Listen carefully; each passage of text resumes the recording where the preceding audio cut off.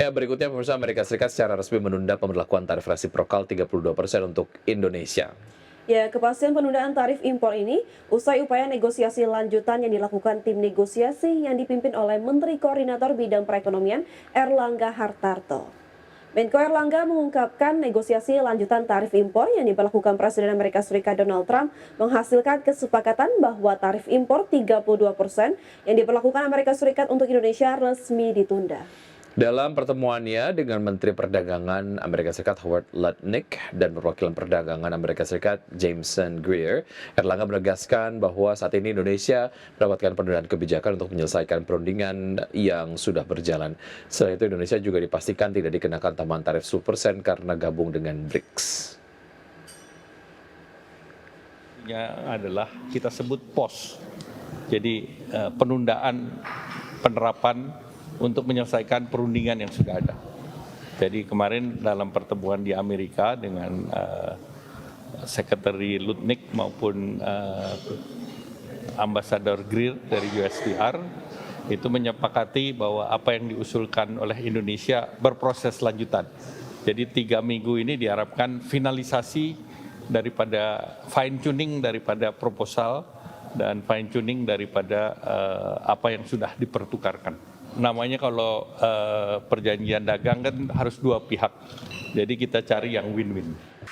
Terima kasih Anda masih bergabung sama kami bersama proses perundingan Indonesia-European Union Comprehensive Economic Partnership Agreement atau IEU-CEPA secara resmi telah selesai. Ya, kesepakatan tersebut ditandai dengan penandatanganan dan pertukaran surat atau exchange of letters antara pemerintah Indonesia dan Komisi Eropa sebagai bentuk kesepakatan politik tingkat tinggi untuk mendorong percepatan finalisasi perundingan IEU-CEPA.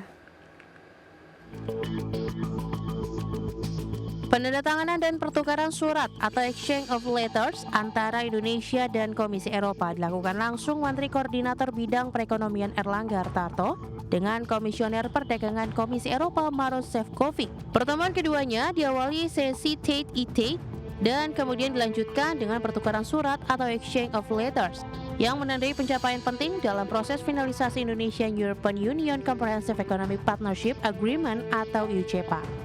Kesepakatan exchange of letters ini bentuk mendorong percepatan finalisasi perjanjian perdagangan Indonesia dan Uni Eropa secara konstruktif, konklusi, konkret, dan substansial yang saling menguntungkan. Di sisi lain, dengan populasi lebih dari 285 juta jiwa, Indonesia menawarkan pasar yang besar dan dinamis bagi mitra dagang Uni Eropa. Di mana Uni Eropa yang terdiri lebih dari 400 juta penduduk juga merupakan salah satu kekuatan ekonomi utama dunia. Uni Eropa, Komisi dan Dewan Presiden Commission, EU Commission dan Presiden European Council. Luar biasa, terobosan besar. Setelah 10 tahun negosiasi, hari ini kita tembus breakthrough. Semua titik-titik persoalan sudah kita selesaikan. Jadi kita sudah punya sekarang perjanjian Comprehensive Economic Partnership Agreement antara Indonesia dan Uni Eropa, yang ini sebetulnya nanti adalah menjadi free trade agreement. Ya. Hampir semua tarif kita sudah selesai, ya, hampir semuanya 0% di antara kita. Dengan hadirnya perdagangan IEU-CEPA, sekitar 80% pos tarif akan menjadi 0%, sehingga membuka peluang perdagangan dan investasi yang lebih luas bagi Indonesia dan Uni Eropa. Penyelesaian perundingan IEU-CEPA ini secara resmi diumumkan dalam pertemuan bilateral antara Presiden Prabowo Subianto dan Presiden Komisi Eropa Ursula von der Leyen. Pemimpin kedua negara menegaskan komitmen untuk memperkuat kemitraan strategis. Berbagi sumber, IDX Channel. Pemirsa, Waskita Beton Precast kembali melakukan aksi korporasi melalui private placement untuk konversi utang menjadi saham. Ya, langkah tersebut merupakan bagian dari implementasi perjanjian perdamaian dengan para kreditur. PT Waskita Beton Precast Tbk atau emiten dengan kode saham WSBP menyelesaikan private placement atau penambahan modal tanpa hak memesan efek terlebih dahulu tahap 5 senilai 47,96 miliar rupiah. Sebanyak 943,96 juta saham diterbitkan dengan harga konversi Rp50,81 per saham. Saham hasil aksi korporasi ini telah dicatatkan secara efektif pada 10 Juli 2025. Direktur Keuangan, Manajemen Risiko dan Legal WSBP Fatul Anwar menjelaskan, aksi ini merupakan implementasi konversi utang menjadi ekuitas sesuai perjanjian perdamaian yang disahkan Pengadilan Niaga Jakarta Pusat pada 28 Juni 2022. Peserta private placement merupakan para kreditur dagang perseroan. Yang terbesar adalah PT Tiga Sekawan Serasi yang melakukan konversi utang 37,05 miliar rupiah dan menerima sebanyak 729,37 juta saham. Setelah aksi ini, modal ditempatkan dari sektor perseroan menjadi 56,78 miliar saham. Berbagai sumber IDX Channel. Terima kasih Anda masih bergabung sama kami. Pemirsa, indeks harga saham gabungan atau IHSG ditutup penguat, bahkan secara intraday sempat menembus level 7.100-an, dan penguatan IHSG ditopang penguatan saham grup Prayogo Pangestu usai mendapatkan kabar baik dari Morgan Stanley Capital International atau MSCI.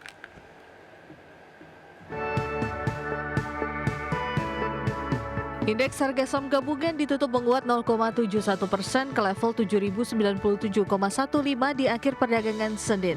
Secara intraday, penguatan IHSG terpangkas karena sempat menguat ke level 7.136,296. Indeks sektoral dengan kenaikan terbesar adalah sektor infrastruktur melesat 4,22%, sektor energi melaju di 3,57%, dan sektor barang baku naik 2,19%. Sedangkan indeks sektoral dengan pelemahan terdalam adalah sektor barang konsumen siklikal turun 1,78%, sektor keuangan terkoreksi 1,56%, dan sektor transportasi melemah 0,45%. Saham yang masuk dalam portofolio milik Prayogo Pangestu tercatat menjadi penggerak utama IHSG.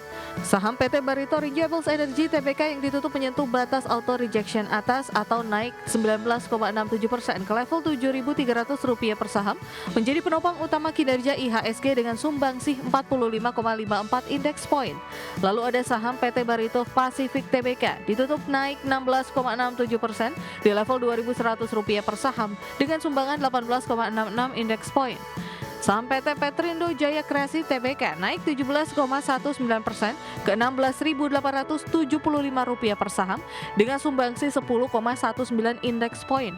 Dan saham PT Petrosi Tbk yang ditutup ARA menguat 24,76% di level Rp3.980 per saham dan berkontribusi atas penguatan 5,29 index point ke IHSG. Adapun pemberat gerak IHSG adalah emiten perbankan raksasa blue chip dengan secara kumulatif tercatat memberikan tekanan hingga 51,37 indeks poin ke IHSG. Penguatan saham grup Pangestu di tengah Morgan Stanley Capital International atau MSCI mencabut perlakuan khusus pada 3 saham konglomerat Prayogo Pangestu, Brand, PTRO, dan Cuan. Perubahan perlakuan saham tersebut berlaku di Bursa Saham Indonesia dan Taiwan di periode Agustus 2025. Ketiga saham tersebut nantinya akan dievaluasi sesuai dengan metodologi MSCI Global Investable Market Indexes Methodology atau GIMI. Keputusan ini diambil selepas MSCI menampung masukan pelaku pasar ihwal mekanisme Unusual Market Activity atau pencatatan di papan pemantauan khusus di Bursa Efek Indonesia yang dianggap terlalu ketat. Berbagai sumber IDX Channel. Harga minyak dunia ditutup anjlok lebih dari 1% pada perdagangan di hari Senin, seiring meningkatnya ketidakpastian pasar setelah Presiden Amerika Serikat Donald Trump mengancam sanksi baru terhadap negara pembeli energi dari Rusia. Dan meski demikian, investor menilai masih ada waktu untuk negosiasi sebelum sanksi benar-benar diberlakukan. Harga minyak Brent anjlok 1,63% ke level $69,21 Amerika per barrel, sementara harga minyak West Texas Intermediate turun 2,15% ke posisi $66,98 Amerika per barrel. Donald Trump sebelumnya menyatakan akan memberikan waktu 50 hari kepada Rusia untuk menyetujui kesepakatan damai di Ukraina. Jika tidak, ia mengancam akan menjatuhkan sanksi sekunder berupa tarif hingga 100% bagi negara-negara yang membeli ekspor energi Rusia. Terkait ancaman tersebut, negara-negara seperti China dan India yang tercatat sebagai pembeli utama minyak Rusia berpotensi terancam jika ancaman tersebut benar-benar direalisasikan.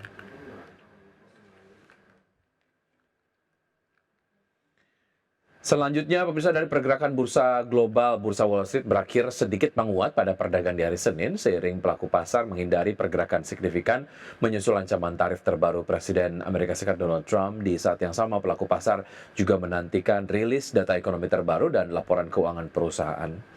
Pada perdagangan di hari Senin, indeks Dow Jones Industrial Average ditutup 0,2% naik ke level 44.459, indeks S&P 500 menguat 0,14% ke posisi 6.268 dan indeks Nasdaq Composite menguat 0,27% ke level 20.640.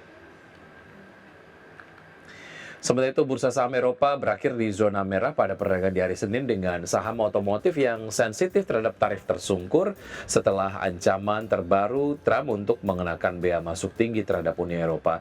Sebagian besar indeks regional berguguran untuk di Eropa, kecuali indeks FTSE 100 Inggris yang naik 0,64% ke level 8.998, sementara indeks DAX Jerman melemah 0,39% ke level 24.160, CAC Prancis terkoreksi 0,27% ke level 7.808.